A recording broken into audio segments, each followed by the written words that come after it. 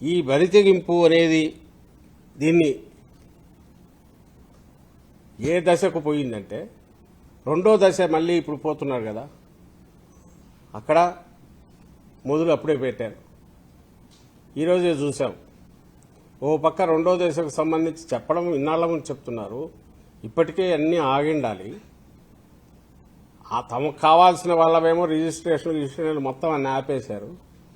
కానీ ఇక్కడికి వచ్చేసరికి 13వ తేదీ నోటిఫికేషన్ వస్తుంది. ముందే తెలుసు ఈ ఏరియాస్ అన్ని సెకండ్ ఫేజ్ కింద మళ్ళీ తీసుకుంటున్నామని వాళ్ళ అనౌన్స్మెంట్లు అయిపోయినా 6వ తేదీ లేఅవుట్లకు పర్మిషన్ ఇచ్చారు. రెండవ ఫేజ్ భూసేకరణ. అంటే ఇది దాపరికం లేని బహిరంగ దోపిడీ, అవినీతి, అడ్డగోలుతనం, అరాచకం, సంఘటితంగా నడిచే అరాచకం అది కనపడుతుంది.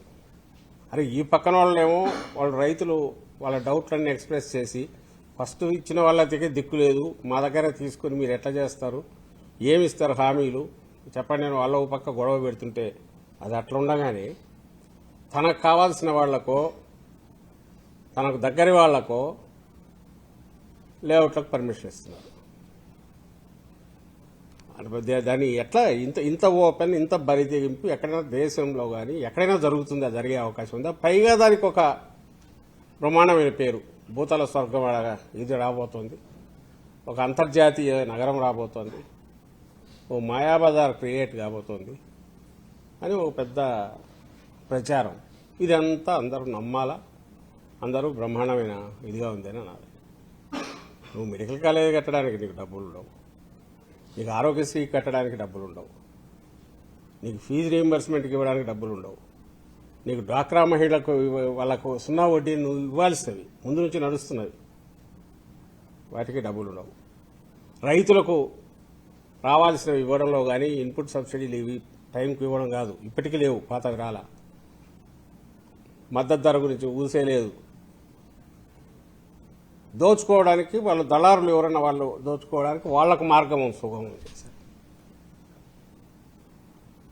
మొన్న నేనన్నది ఆ దళారీ వ్యవస్థ ఏదైతే తయారైందో ఈయన హయాంలో, చంద్రబాబు గారి హయాంలో, అది ఇప్పుడు ఎంతగా వేళ్లునుకుందంటే అక్కడైనా అదే ఎంటర్ అవుతుంది. అది ధాన్యం ప్రొక్యూర్మెంట్ కావచ్చు, విత్తనాలు కావచ్చు, యూరియా కావచ్చు, మొన్న మనం చూసిన డీజిల్, పెట్రోల్ కావచ్చు.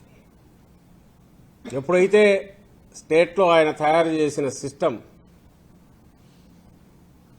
వాళ్ళకు తోడుగా అక్రమ నిల్వలు చేయగలిగిన వాళ్ళు, బ్లాక్ మార్కెటింగ్ చేయగలిగిన శక్తులు ఇవన్నీ ఆర్గనైజ్ అయినాయో ఇంకా నీకు కాదేది దోపిడీకి అనర్హం. దోచుకో. దేనికైతే క్రైసిస్ ఉందో లేదా క్రైసిస్ ఉందని నీకు నువ్వు ఆర్టిఫిషియల్ క్రియేట్ చేసైనా సరే దాంతో ఖచ్చితంగా డిమాండ్ పెరుగుతుంది.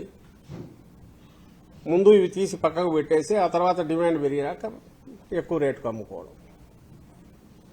డీజిల్ దాంట్లో చూసాం ఓపెన్గా డైరెక్ట్ గవర్నమెంటే రాయడం, ఏది బల్క్ యూజర్స్కి అట్ ది కాస్ట్ ఆఫ్ మామూలు వాళ్ళకి సప్లై చేయాల్సిన పెట్రోల్ పంపులు ఉండేది మామూలు వాళ్ళకి సప్లై చేయాల్సిన దాన్ని బల్క్ వాళ్ళకి ఇవ్వండి, అది అమరావతి కాంట్రాక్టర్లకు అని గవర్నమెంట్ తరఫున కమిషన్, సివిల్ సప్లైస్ కమిషన్ రాయడం. ఇది ఎక్స్పోజ్ అయినా ఒక్కడన్నా మాట్లాడినాడు అసలు వాళ్ళు దాని గురించి? అసలు చంద్రబాబు నాయుడు గారు దాని గురించి ప్రస్తావిస్తున్నాడా? ఆయన అసలు దానికి రిప్లై ఇవ్వడు, ఖండించరు. అది జరగనట్టే ఇగ్నోర్ చేస్తారు. దానికి బదులు ఇంకోటేదో సంబంధం లేనివి మాట్లాడతారు. ఇప్పుడు వరకు చేసిన, నేను ఇంతకుముందు మెన్షన్ చేసిన ఏదైనా ఒక్కటంటే ఒక్కటి ఇచ్చిన మోసం చేయడానికి ఎలక్షన్లకు ముందు ఇచ్చిన హామీల గురించి నేను ప్రస్తావించట్లా. ఆడబిడ్డకు ఇది కానీ వాళ్ళ యువకులకు సంబంధించి ఇది ఇస్తాము, ఇది మంత్లీ ఇది ఇస్తామనడం కానీ వీటి గురించి నేను అనట్లా. అలాగే 50 years పెన్షన్ అవి ఇంక పెద్దది దగా ఎలక్షన్లకు ముందు చేసి పక్కకు తోసారు. ఉన్న వాటిలో అసలు ఇవ్వకపోవడం, అరాకొరగాడు అసలు ఇవ్వకపోవడం, పైగా క్లోజ్ చేయడం. ఆరోగ్యశ్రీ రాజశేఖర రెడ్డి గారి హయాంలో మొదలై అట్లా పెరుగుతూ వచ్చి తను కూడా తప్పక నడపాల్సిన పరిస్థితి నడుపుతూ అది ఒక పార్ట్ ఆఫ్ ది స్టేట్. ఇది లైక్ వ్యవసాయ ఉచిత విద్యుత్ కావచ్చు, వ్యవసాయానికి ఆరోగ్యశ్రీ, ఫీజు రీయింబర్స్మెంట్, ఇవి జనరేషన్స్ టుగెదర్ ఇదే అయిపోయిన వాటిని ఈరోజు మంగళం పాడుతున్నాం.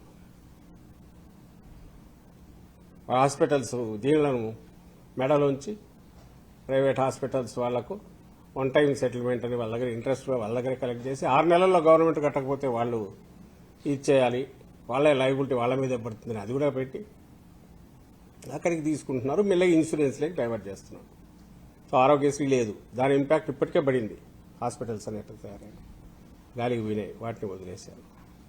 ఫీజు రీయింబర్స్మెంట్ దీనికి అందరికీ తెలుసు. ఇంత ఘోరంగా ఇవన్నీ చేసుకుంటూ వచ్చిన ఈయన ఈరోజు నిన్న కేబినెట్లో ఇంకోటి మీరు గమనించారు. జగన్మోహన్ రెడ్డి గారు పేదలకు 50,000 పట్టాలు R5 జోన్ క్యాపిటల్ ఏదైతే ఇస్తే మరి వాళ్ళు ఈ రాష్ట్రంలో పౌరులు కాదని ఆయన అనుకుంటున్నాడేమో అర్థం కావట్లా.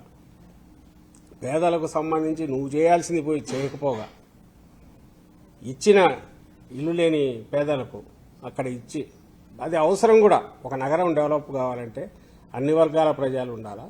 నువ్వు చెప్పే 60,000 70,000 గజం కొని మిడిల్ క్లాస్ వాళ్ళు కూడా ఉండలేరు.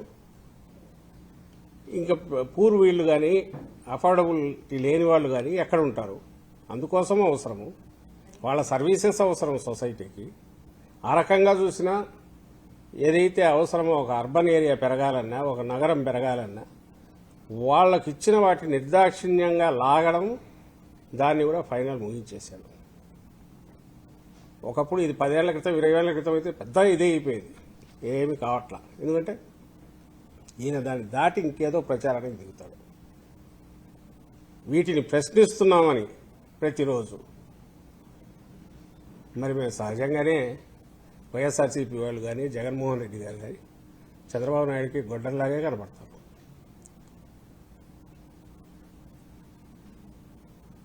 కత్తిలాగా కనపడతారు, ఇంకొక దానిలాగా కనపడతారు. తన పాలిట మేము విలన్. వైఎస్ఆర్ కాంగ్రెస్ పార్టీ అంటే ఈ దోచుకోవడానికి మేమేదో చేస్తుంటే మీరెందుకు వీటన్నిటిని బయట పెడతారు? మీరు ప్రజల్లోకి ఎందుకు తీసుకెళ్తారు? మీకేమన్నా కొంతన్నా ఆలోచన లేదా? సైకోల మాదిరి ఉన్నారు అని చంద్రబాబు నాయుడుకి అట్లా అనిపిస్తుంది. ఎందుకంటే ఆయన విలన్కి అలాగే అనిపిస్తుంది. వీళ్ళు ఏదైతే మంచి చెప్తారో, ఏదైతే మంచి జరగాలని కోరుకుంటారో, మంచి కోసం నిలబడతా ఉంటారో వాళ్ళు విలన్లాగా కనపడతారు, వాళ్ళు సైకోల్లాగా కనపడతారు, గొడ్డల్లాగా కనపడతారు, కత్తిలాగే కనపడతారు. అందుకే రోజు అదే అంటున్నారు. దీనికి మేము రియాక్ట్ కావాలని అనుకుంటున్నాం. మేము దానిలాగా ఈ ఇష్యూస్ మీద అవుతాం. ప్రజలు ముందు గమనించాలి. రాష్ట్రం మొత్తం అద్దాల కోసం 2,500 కోట్లయింది. దానికి ఏమన్నా అది అసలు ప్రజల సొమ్ము అంటే అంత ఇదిగా ఉందా? ఇంకా దీనికి ఎన్ని వేల కోట్ల అదనంగా అంటే అదే తెలియదు, కలుపుతా పోతానంటున్నాడు. ఆయన హెరిటేజ్ సంస్థనా లేకుంటే ఇల్లు కడుతున్నారు పెద్ద ప్యాలెస్ కంటే ఇంకా ఘనంగా. బట్ అది ఎవరు కడుతున్నారో అందరికీ తెలిసిందే. సహజంగా అక్కడ ఎవరు రానివ్వట్లే. అంత రెస్ట్రిక్టెడ్ ఏరియా ఎందుకు పెట్టారో అర్థం కావట్లే. మీడియా వాళ్ళని అడుగుతున్నా. ఐ డోంట్ థింక్ మీరు పోయి వీడియో చేయడమో ఫోటో తీయడమో సాధ్యమని నేను అనుకోవట్లా. కానీ ట్రై చేసి చూడండి. వెళ్ళిస్తున్నారా?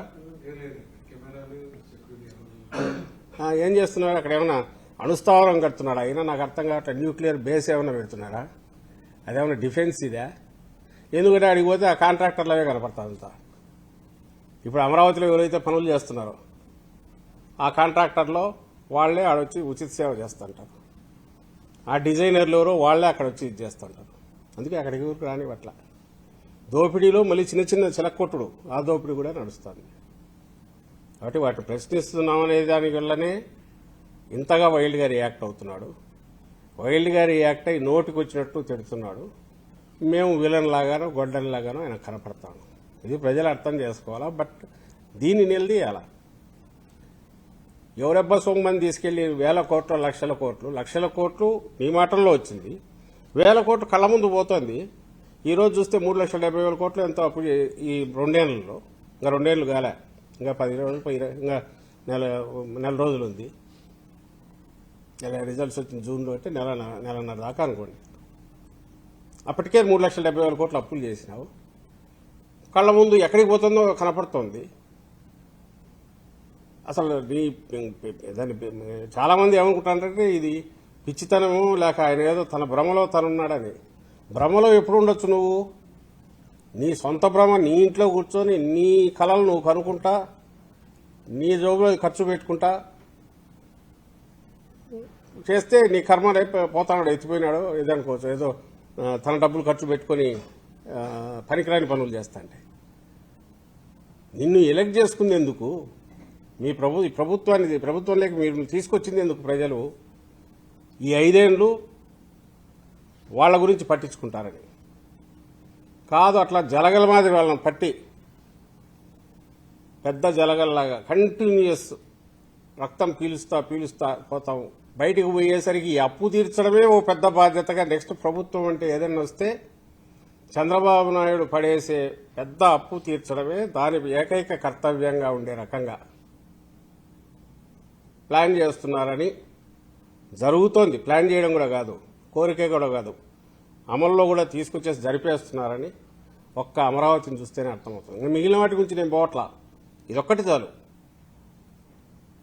ఇది ఒక్కటే మొత్తం రాష్ట్రాన్ని ఎట్లా ముంచుతున్నాడు అనడానికి చిన్న బయట ఉన్న మామూలు చదువుకోని వాళ్ళకైనా ఊర్లల్లో ఉండే వాళ్ళకైనా అర్థమవుతుంది. అర్థమైన వాళ్ళందరూ నిలదీయాలి. దీన్ని క్వశ్చన్ చేయకపోతే మాత్రం ఇంక పోతుంటుంది. ఇంకా మళ్ళీ ఐ థింక్ మళ్ళీ క్యాబినెట్ ఎప్పుడో ఉంటుంది. ఈసారి ఇంకొక 5,000 కోట్లు ఏదో ఒకటి అప్రూవల్ తీసుకుంటూ అంటాడు. ఏమంటే కలెక్టివ్ దాని కింద పోతుంటుంది.